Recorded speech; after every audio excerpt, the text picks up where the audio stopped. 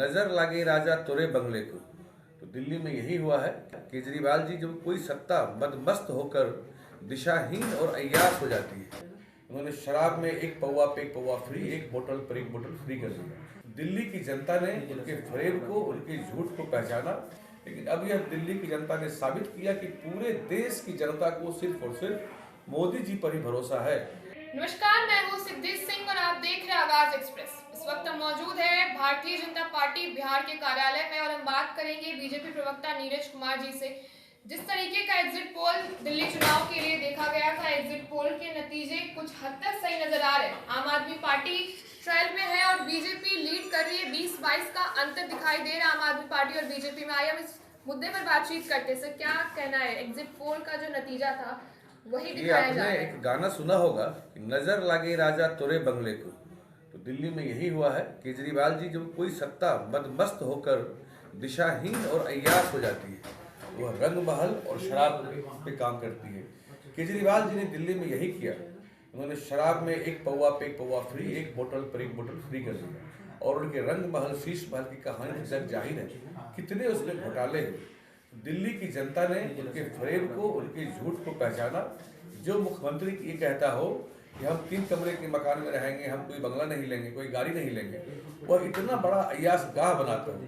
हालांकि मैं एक पार्टी के प्रवक्ता के नाते बताता हूँ, ये उस समय शायद उनकी अनुभवहीनता थी, क्योंकि किसी भी मुख्यमंत्री का काम 3 कमरे के फ्लैट से चल ही नहीं सकता।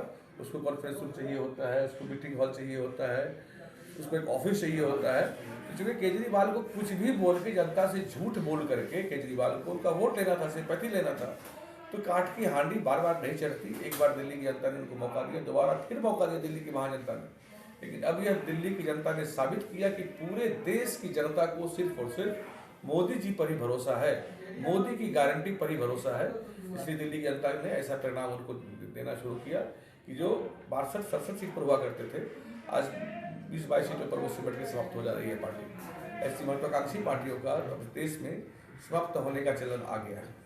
अगर भारतीय जनता पार्टी बीजेपी में जो है दिल्ली में जीतती है, सीएम फेस को लेकर के काफी चर्चे है कि आखिर सीएम फेस कौन होगा। कई अटकलें लगाई जा रही है कि मनोज तिवारी जो है अब बीजेपी का और दिल्ली का कमान संभाल सकते हैं दिल्ली में। देखिए, भाजपा में कार्यकर्ताओं की ट्रेनिंग कुछ इस तरह होती है कि हाँ का हमारा मंडल अध्यक्ष भी सीएम बनने के योग्य होता है।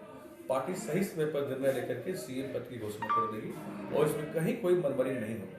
ये हम लोग का संगठन बैठेगा, केंद्रीय नेतृत्व बैठेगा और पहले चुनाव का पहले पूरा परिणाम आ जाए, फिर सीएम की घोषणा भी हम लोग कर लेंगे। और जब करेंगे तो आप लोगों को निश्चित रूप से सबसे पहले आपको बताया जाएगा, आपको बताएंगे। सर, अगर हम दिल्ली के रिजल्ट्स की बात करें और हम अगर बिहार पर आए, जिस तरीके से बीजेपी का परफॉर्मेंस रहा है, जेडीयू अभी तक अपनी सीट पर तो फतेह नहीं कर पाई है। क्या लगता है कि बिहार में अब बीजेपी का दबदबा जेडीयू से ज्यादा दिखेगा और सीएम नीतीश कुमार को क्या साइडलाइन करने की कोई कोशिश की जाएगी? बिल्कुल, ये अफवाह लोग उड़ाते हैं। हम लोग 2025 का चुनाव यहाँ मुख्यमंत्री नीतीश कुमार जी के नेतृत्व में लड़ने जा रहे हैं। इसमें कहीं कोई संशय नहीं है, किसी कार्यकर्ता को संशय नहीं है। अभी आप देखिए ना, लगातार बिहार में हमारे एनडीए के जो 5 दलों के अध्यक्ष हैं, उनका कार्यकर्ता सम्मेलन चल रहा है बिहार के हर जिले में। विरोधी तो हमारे यहाँ ऐसे ही हताश, निराश और परेशान है। और दिल्ली के चुनाव का मैं एक और संकेत बताता हूँ, जिनको बिहार पर असर पड़ेगा। बिहार में तो सभी जातियों का वोट एनडीए के साथ है ही, हमारे साथ है ही है। फिर दिल्ली चुनाव में अग्रणी जातियों का वोट तो बीजेपी के पास हमेशा पूरे देश में रहा है। दिल्ली चुनाव में ओबीसी, ईबीसी, दलित भाइयों का वोट, जो कि पहले आपके साथ जुड़ा हुआ था, भारी संख्या में जुट कर बीजेपी की ओर शिफ्ट किया है।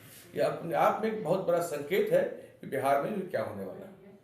सर, जैसे कि हमने झारखंड में देखा, रिजल्ट्स आते ही विपक्ष का लगातार कहने लग गया, विपक्ष की वोट्स जो है गिनती जो है सही प्रक्रिया से नहीं हुई, वोटिंग पोल पे और इलेक्शन कमीशन पर सवाल उठाए गए। क्या दिल्ली में भी यही चीज होगा? तो बीजेपी कैसे जवाब देगी इसका? हम लोगों ने कभी देखिए, अभी इतने राज्यों में चुनाव हुए, हम लोग सभी राज्य में लगातार जीतते आ रहे हैं। एक झारखंड में हारे, लेकिन हमारे किसी नेता अथवा प्रवक्ता ने यह नहीं कहा होगा कि ईवीएम पर दोष दिया होगा। हम लोग संवैधानिक संस्थाओं पर विश्वास करने वाले लोग हैं, हम लोग संवैधानिक प्रक्रियाओं में विश्वास करने वाले लोग हैं। हम ईवीएम, सीबीआई, ईडी संस्थाओं पर दोष नहीं लगाते। जनता का जो निर्णय होता है हम उसे सहर्ष स्वीकार करते हैं। विपक्ष अगर लगाती है सर, जो कि बहुत हद विपक्ष तक तो लगाएगी ही, विपक्ष को तो काम ही लगाना है ना। असल उनको जनता के बीच जाके वो काम करना होता नहीं है, वो काम करते नहीं है। हम लोग के काम को जनता देखती है, हमारे काम पर, मोदी जी के काम पर जनता भरोसा करती है। हम लोग इसे बिलीव करते हैं, कर्मण्येवाधिकारस्ते मा फलेषु कदाचन। हम कर्म करते हैं, फल की चिंता नहीं करते। फल हमें जनता अपने आप देती है। लेकिन उनके साथ ठीक विपरीत है, वो पहले फल ही नोचना चाहते हैं, इसलिए जनता उनको सबक सिखाती है। हम लोग अपना सत्कर्म करने वाले दल के लोग हैं, अपना काम करते हैं, जनता की सेवा करते हैं, पक्ष में रहे विपक्ष में रहे, सेवा ही हमारा धर्म होता है। जीतन राम मांझी अभी से 20 सीट मांग रहे हैं बिहार में चुनाव के लिए, तो आगे की क्या प्रक्रिया रहेगी? एनडीए में सीट बंटवारे को लेकर के क्या दिल्ली इलेक्शन के बाद कुछ इसका असर दिखाई देगा? देखिए, हाँ, पांचों दल का सम्मान है और एनडीए में गठबंधन को चलाने का जो भाजपा के पास जो मादा है, जो गोंद है, वो किसी भी पार्टी के पास नहीं है। अभी देखिए, हमें तेजस्वी यादव ने क्या क्या कहा था कि इंडी अलायंस लोकसभा चुनाव तक ही था। तो ये लोग इस तरह का भ्रम फैलाते हैं, कहीं कोई बात नहीं है। सीटों का बंटवारा भी यहाँ पर बड़ी आसानी से और शानदार तरीके से बिना किसी मरमरिंग के सही समय पर हो जाएगा, और जब कभी भी होगा उसकी सूचना आपको मिलेगी मिलेगी। चलिए, तो हमने बातचीत की नीरज कुमार से और जाना कि जिस तरीके से दिल्ली में बताया जा रहा है एग्जिट पोल के नतीजे सही साबित हो रहे हैं, बीजेपी जो है लीड कर रही है और आम आदमी पार्टी कंपटीशन यानी प्रतियोगिता में अभी भी जारी है। ये देखना दिलचस्प हो जाएगा कि आखिर दिल्ली में भारतीय जनता पार्टी अपनी सरकार, एक ऐतिहासिक सरकार फिर से बना पाती है या नहीं, और सीएम कौन बनेगा, इस चीज पर हम आपको अपडेट देते रहेंगे। फिलहाल दिल्ली के रिजल्ट्स आने तक का हम वेट करते हैं और जानते हैं कि नतीजे क्या होंगे। फिलहाल के लिए इतना ही, आप देखते रहिए आगाज एक्सप्रेस।